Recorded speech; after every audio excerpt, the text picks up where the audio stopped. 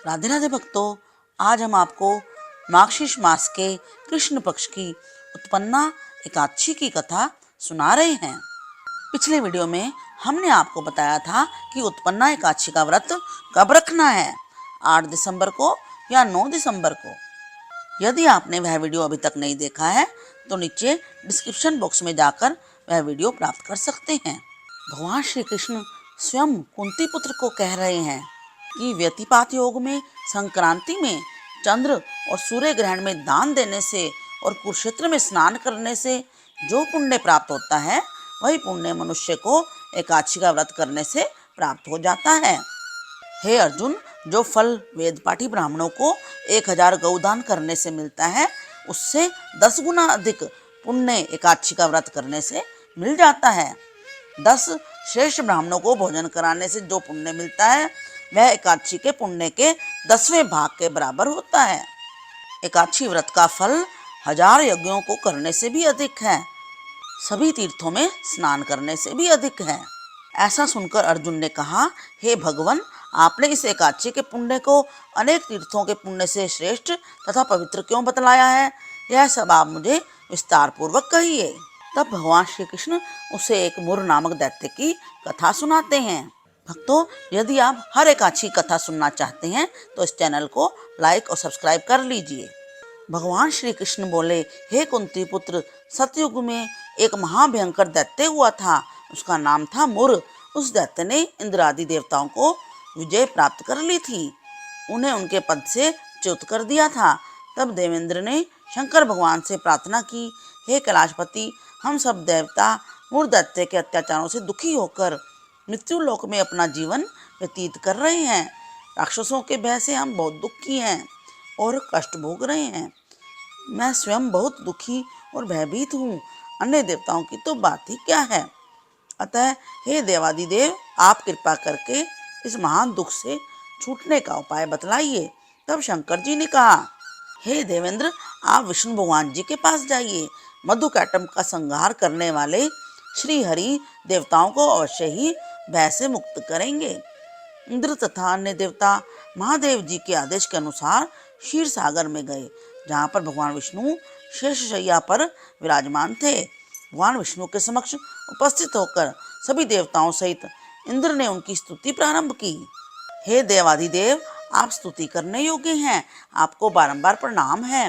हे दैत्यों के संहारक, आप हमारी रक्षा करें। हे जगन्नाथ, हम समस्त देवतागण दैत्यों से भयभीत होकर आपकी शरण में आए हैं। इस समय दैत्यों ने हमें स्वर्ग से निकाल दिया है और हम सब देवता बड़ी ही दयनीय स्थिति में पृथ्वी पर विचरण कर रहे हैं। अब आप हमारी रक्षा कीजिए, रक्षा कीजिए। हे प्रभु, रक्षा कीजिए। देवताओं की करुण वाणी सुनकर भगवान श्री विष्णु भगवान बोले, हे देवताओं, वह कौन सा दैत्य है जिसने देवताओं को जीत लिया है? तुम सभी देवगण किसके भय से पृथ्वी लोक में भटक रहे हो? क्या वह असुर इतना बलवान है जिसने इंद्र सहित सभी देवताओं को जीत लिया है? तुम निर्भय होकर मुझे बताओ।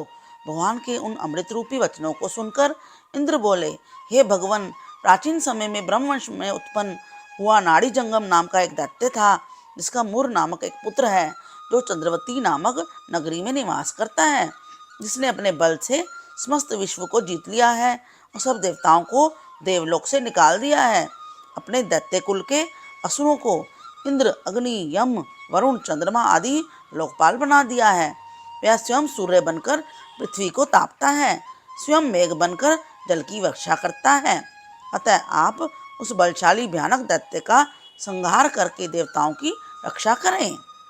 इंद्र के ऐसे वचन सुनकर श्री विष्णु भगवान बोले, हे देवताओं, मैं तुम्हारे शत्रु का शीघ्र ही संहार करूंगा। मुझे तुरंत अपनी चंद्रावती नगरी में ले चलिए। इस प्रकार से भगवान विष्णु देवताओं के साथ चल दिए और दैत्यराज मुर ने अपने तेज से जान लिया कि श्री विष्णु युद्ध की इच्छा से उसकी राजधानी की ओर आ रहे हैं। अतः अपने राक्षस योद्धाओं के साथ वह भी युद्ध भूमि में आकर गरजने लगा और देखते ही देखते युद्ध आरंभ हो गया। युद्ध प्रारंभ होने पर असंख्य दानव अनेक अस्त्रों शस्त्रों को धारण करके देवताओं से युद्ध करने के लिए पहुंच गए, परंतु देवताओं के मन में तो पहले ही भय समाया हुआ था। वह अधिक देर तक दैत्यों के सामने टिक नहीं सके और भाग खड़े हुए। तब भगवान विष्णु स्वयं युद्ध भूमि में आ गए। दैत्य पहले से भी अधिक जोश में भरकर भगवान विष्णु से युद्ध करने लगे। अपने अस्त्र शस्त्रों से उन पर ताबड़तोड़ प्रहार करने लगे। भगवान भी चक्र और गदा से उनके अस्त्र शस्त्रों को नष्ट करने लगे। इस युद्ध में अनेक दानव सदैव के लिए मृत्यु की गोद में सो गए, परंतु दैत्यों का राजा मुर भगवान के साथ निश्चल भाव से युद्ध करता रहा। उसका तो जैसे अभी बाल भी बांका नहीं हुआ, वह बिल्कुल बेखौफ होकर युद्धरत था। भगवान विष्णु मुर को मारने के लिए जिन जिन शस्त्रों का प्रयोग करते, वह उन सबको नष्ट कर देता। तब आपस में मल्लयुद्ध शुरू हो गया और भगवान विष्णु उस दैत्य से देवताओं के लिए सहस्त्र वर्ष तक युद्ध करते रहे, परंतु उस दैत्य को नहीं जीत सके। अंत में भगवान शांत होकर विश्राम करने की इच्छा से बद्रिका आश्रम स्थित 38 कोस लंबी एक द्वार वाली हेमवती नाम की एक गुफा में प्रवेश कर गए। हे अर्जुन, उन्होंने उस गुफा में शयन किया और वह दैत्य भी उनके पीछे पीछे चला आया था। तब श्री विष्णु को सोते हुए देखकर वह उन्हें मारने को तैयार हो गया। उसका ख्याल था कि मैं आज अपने चिर शत्रु को मारकर हमेशा हमेशा के लिए निष्कंटक हो जाऊंगा, किंतु उसकी वह इच्छा पूर्ण ना हो सकी, क्योंकि उसी समय भगवान विष्णु की देह से दिव्य वस्त्र धारण किए हुए एक अत्यंत सुंदर कन्या उत्पन्न हुई और दैत्य को ललकार कर उससे युद्ध करने लगी। उसे देखकर दैत्य को बड़ा ही आश्चर्य हुआ। सोचने लगा, यह बलवान कन्या कहाँ से उत्पन्न हुई। वह इस दैत्य इस कन्या से लगातार युद्ध करता रहा। कुछ समय बीतने पर उस कन्या ने क्रोध में आकर उस दैत्य के अस्त्रों शस्त्रों के टुकड़े टुकड़े कर दिए और उसका रथ तोड़ डाला। तब तो उस दैत्य को बड़ा ही क्रोध आया और सारी मर्यादाएं भंग करके उससे मल्लयुद्ध करने लगा। उस कन्या ने उसको धक्का मारकर मूर्छित कर दिया और उसकी मूर्छा टूटने से पूर्व ही उसका सिर काटकर धड़ से अलग कर दिया। सिर कटते ही वह दैत्य पृथ्वी पर गिरकर मृत्यु को प्राप्त हो गया। जब भगवान विष्णु जी की निद्रा टूटी तो उस दैत्य को मरा हुआ देखकर उन्हें अत्यंत आश्चर्य हुआ। वे सोचने लगे, इस महाबली दैत्य को किसने मारा। तब वह कन्या भगवान से हाथ जोड़कर बोली, हे प्रभु, ये दैत्य आपको मारने को उद्यत था, तब मैंने आपके शरीर से उत्पन्न होकर इसका वध किया है। इस पर भगवान प्रसन्न होकर बोले, हे कन्या, तूने इसको मारा है, अतः मैं तुझसे अत्यंत प्रसन्न हूँ। इसे मारकर तूने तीनों लोकों के देवताओं को सुखी किया है, इसलिए तू अपनी इच्छा अनुसार वरदान मांग, मैं तेरी इच्छा अवश्य पूर्ण करूँगा। कन्या बोली, हे जगदीश्वर, मुझे यह वरदान दीजिए कि जो भी प्राणी या देव मेरा व्रत करे उसके समस्त पाप नष्ट हो जाएं, अंत में उसे स्वर्गलोक की प्राप्ति हो जाए। मेरे व्रत का आधा फल रात को मिले और उसका आधा फल एक समय भोजन करने वाले को मिले। जो श्रद्धालु भक्ति पूर्वक मेरे व्रत को करें वे निश्चय ही विष्णु लोक को प्राप्त करें। जो मनुष्य मेरे दिन तथा रात को एक बार भोजन करे वह धन धान्य से भरपूर रहे। कृपा करके मुझे ऐसा ही वरदान दीजिए।